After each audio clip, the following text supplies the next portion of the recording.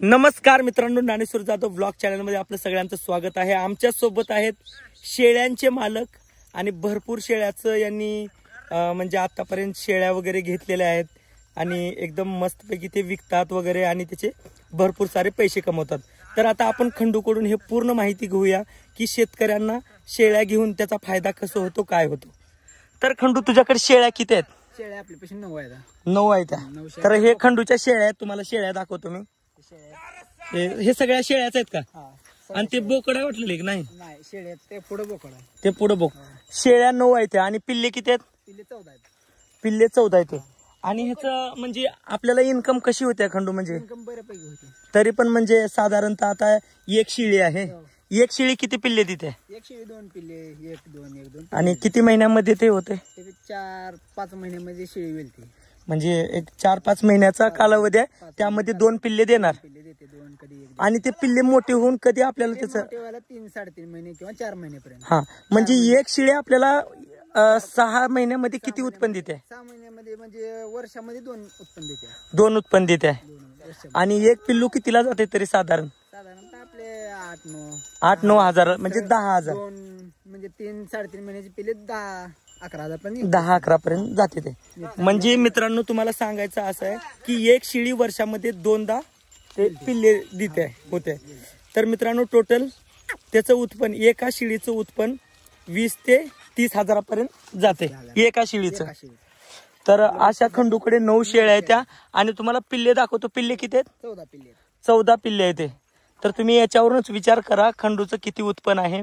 आणि यामध्ये काही कष्ट नाही, एकदम सोडलं चारण नुसतं व्यवस्थित आपला एकदम चारायचं, निहून बांधायचं संध्याकाळी 2 तास, फक्त 2 तास आराम, नंतर आरामच नाही, आराम पुन्हा काहीच करायचं नाही। काहीच नाही। ह्याला खुराक काय? खुराक वगैरे काहीच नाही, हा, फक्त पिल्ल्याला खुराक द्यायचं, खुराक द्यायचं। बरं, आता एक टोटल प्रश्न विचारतो खंडू तुला, वार्षिक उत्पन्न किती निघते मग शेळ्यात? 4-5 लाख रुपये सध्या होते। तर मित्रांनो, विचार करा, गावाकडे राहून वर्षामध्ये वार्षिक उत्पन्न 4 ते 5 लाख रुपये खंडू कमवतोय फक्त शेळ्या मागे। शेतीतलं तर उत्पन्न आपलं वेगळं आहे, शेतातलं ते वेगळंच। तर मित्रांनो, शेळ्या करणं हे खूप भारी पर्याय आहे, बरोबर? कारण एक शेळी जर वर्षाला तुम्हाला 30-40 हजार देत असेल, तुमच्याकडे 10-12 शेळ्या असतील तर तुमचं सहज उत्पन्न एकदम व्यवस्थित निघते। तर मित्रांनो, ही शेतकरी मित्रांसाठी व्हिडिओ आहे। जर कुणाला शेळ्या करायच्या असतील त्याच्यामध्ये भरपूर फायदा आहे। पण शेळ्या खंडू घ्यायच्या कोणत्या ही सांग आम्हाला। मी शेळ्या उस्मानाबादी चालते, चांगल्या बिट्टल शेळ्या हा आपल्या सध्या उस्मानाबादी आहेत। हे सगळ्या उस्मानाबादी शेळ्या शेळ्या उस्मानाबादी आहेत सगळ्या शेळ्या। बिट्टल शेळ्या घेतल्या, बिट्टल शेळ्याचं कसं उत्पन्न म्हणजे त्यांचं वाढी पण आहे आणि वजनात पण वाढ देते पिल्ल्या। अच्छा, हा, दुधाला पण ती शेळी चांगली आहे। पण आता हे सध्या आपल्या ह्याच्यावर चालू आहे, म्हणजे दुधाचा पण ह्याच्यानं तुम्ही पैसे कमवू शकता, दूध ह्याचं विकू शकता आपण। मग तू दूध विकतो का नाही? मी मागे विकलो होतो, गेल्या वर्षी विकलो होतो 60 रुपये लिटरनं दूध विकलो होतं।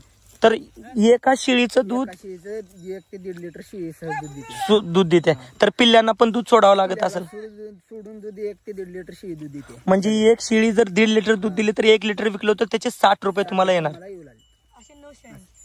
मग अशा 9 शेळ्याचं म्हणजे तुम्ही शेळ्याचं पण दुधाचं उत्पन्न करू शकता।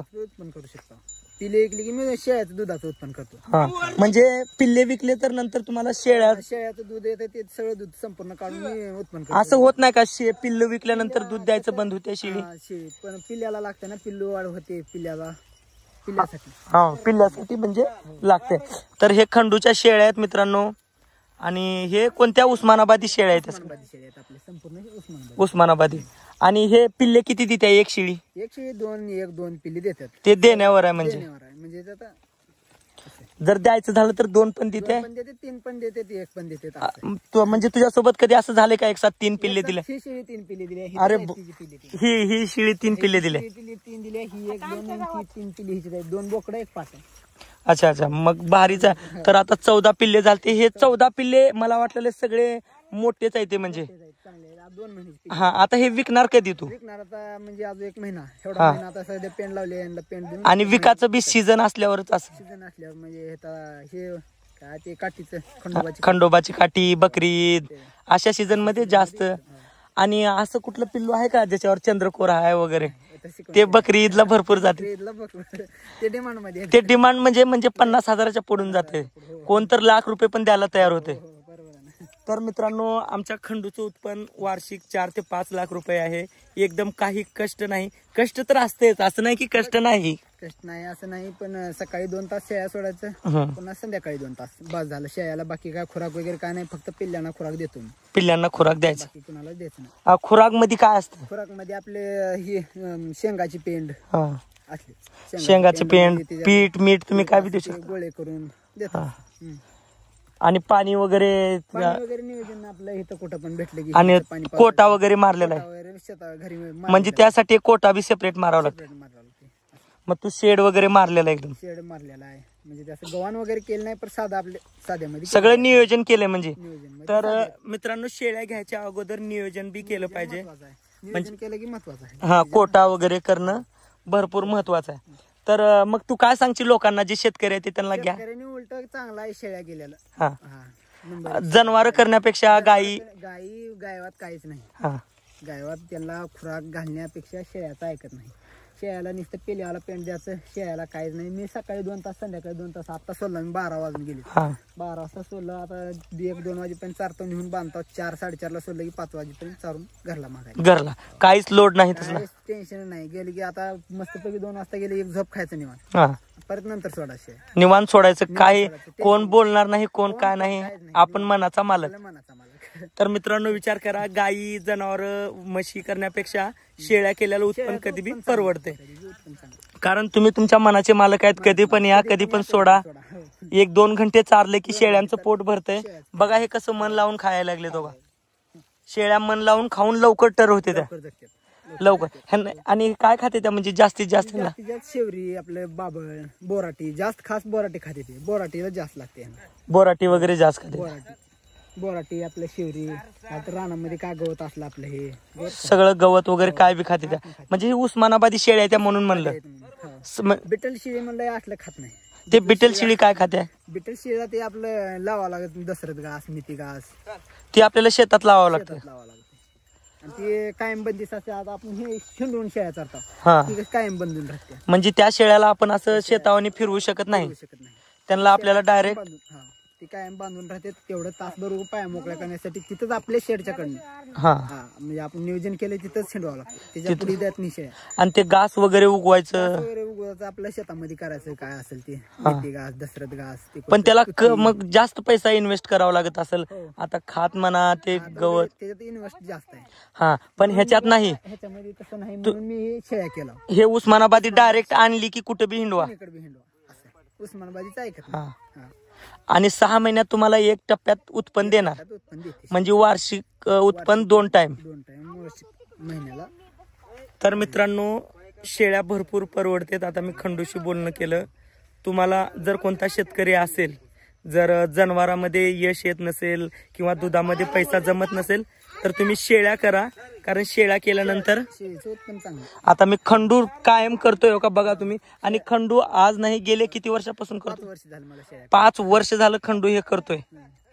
मग खंडूला भरपूर एक्सपिरियन्स आहे, म्हणून आपण हा ब्लॉग केलाय. आणि हे सगळ्या खंडूच्या शेळ्या आहेत. मी तुम्हाला झूम करून दाखवतो. हे सगळ्या जे चरला लागलेत, हे सगळ्या खंडूच्या शेळ्या आहेत. बघा तुम्ही सगळ्या. आणि एवढ्या लहान वयामध्ये हे करणं सोपी गोष्ट नाही मित्रांनो. आता काही तरुण पिढी आपली हिंडते, उगं फिरते, टपरीवर हिंड, इकडे विर. पण हे करायला थोडं कष्ट लागते. आणि एकदा पैसा आला की माणसाला ओढ पण लागते. माणसाला एकदम ओढ लागते. आता बघा खंडू कसा आहे, येणार 2 तास शेळ्या चारणार, घरी जाणार, आपला आराम करणार. 2 तास झोप खातो मी. गेले की 2 वाजता गेले की डायरेक्ट 4-4:30ला शेळ्या सोडतो. परत 4-4:30ला सोडणार. आणि 4:30ला सोडल्यानंतर परत असं वड्याने कुठं चारायचं. 1-2 तास चारलं, शेळ्या झालं तर जगले शेळ्या की जायचं घरला, अजून घरला जायचं. तर मित्रांनो, तुम्ही नक्की हे करा. आणि तुम्हाला हा ब्लॉग कसा वाटला कमेंट बॉक्स मध्ये सांगा. जर कुणाला शेळ्या घ्यायच्या असतील तर मी खंडूचा नंबर देतो. उस्मानाबादी शेळ्या तुम्हाला भेटून जातील, काय टेन्शन नाही. एकदम जबरदस्त आहेत. ते बिट्टल वगैरे म्हणला ते शेळ्या घ्यायचं. बिटलचा काय उपयोग नाही. हा, बिटलचं म्हणलं तर तसंच साधारणतः चांगले आहेत ते बी शेळ्या. पण त्याला नियोजन बंदिस्त केलं ना चांगलं. हा, तर तुम्ही उस्मानाबादी शेळी आपली ऐकत नाही. हा, मग तुम्ही उस्मानाबादी शेळी घ्या. म्हणजे तू काय सांगतोस लोकांना की उस्मानाबादी शेळी ऐकत नाही. चांगली शेळी म्हणलं तर उस्मानाबादी शेळी. म्हणजे काय टेन्शन नाही, लोड नाही? टेन्शन नाही. सकाळी 2 तास चारा, संध्याकाळी 2 तास चारा. त्यांना रान आपलं म्हणजे मिती घास लावायची गरज नाही, दसरथ घास लावायची कसली गरज नाही. त्यांना नुसतं आपलं रानामध्ये वड्यामध्ये चारलं 1 तास 2 तास चारलं, शेळ्या जगून जातात. काय टेन्शन नाही, काय टेन्शन नाही. तर मित्रांनो, वार्षिक उत्पन्न 4 ते 5 लाख आहे खंडूचं. आता एवढ्या लहान वयामध्ये विचार करा, अजून तू भरपूर वाढवशील. हो, आता परत नंतर अजून घेणार आहे शेळ्या. आता सध्या 9 आहे, त्या परत 10-12 असं एक 15 शेळ्या ठेवणार आहे. असं एक 15 शेळ्याचा प्लॅन. मग 15 शेळ्याचे निदान 30-40 पिल्ले तर होणार. म्हणजे आता 5 लाख उत्पन्न आहे ते 10 लाखापर्यंत खंडून येणार आहे. 15 शेळ्याची 30 पिल्ले होते. 30 पिल्ले होते. तर मित्रांनो, साधारणतः 10 जरी गेले तर एका टायमाचे 3 लाख रुपये होते. 3 लाख रुपये होते सर. वर्षाचे 6-7 लाख रुपये. 6-7 लाख रुपये सरळ होते. 6-7 लाख आपल्याला सहज होते. रुपयाचा मेंटेनन्स नाही, काय रुपयाचा खर्च नाही. खर्च काहीच नाही. कसलं नाही. हा, फक्त तुम्ही एकदा शेळ्या घेतलो तेच तुमचा खर्च. तेवढाच खर्च आपला, बाकीचा काहीच खर्च नाही. पिल्याला फक्त पेंडीचा काय असेल ते आपलं ते तेवढंच खर्च. तेवढाच खर्च. बाकीचा काय गुळी औषध, अजून मी शेळ्याला कसली गुळी औषध केली नाही, कसलंच काय नाही. काहीच नाही. मग ही तर उस्मानाबाद शेळीची खासियत आहे. हा, तिला कसलं औषधाची गरज ते नाही. बिट्टल शेळीला वगैरे सारखं औषधावरती लस करावं लागते, ही फळणं ते लय लागते त्याला. अरे बापरे. मग शेळीचं ते आहे. तर मित्रांनो, शेळी घेतलं तर आपली उस्मानाबादी घ्या. नंबर 1 आहे. कधी पण आणा, कधी पण शेतामध्ये ताना, लगेच खाऊन टर होते एकदम. 1-2 तासामध्ये शेळी जगून टाकते. 1-2 तासामध्ये शेळी. हो का, बघा तुम्ही, तोंड तिने बाजूला काढायला तयार नाही तेव्हा. बघा तुम्ही, हो गटगटा खायला लागलेत एकदम.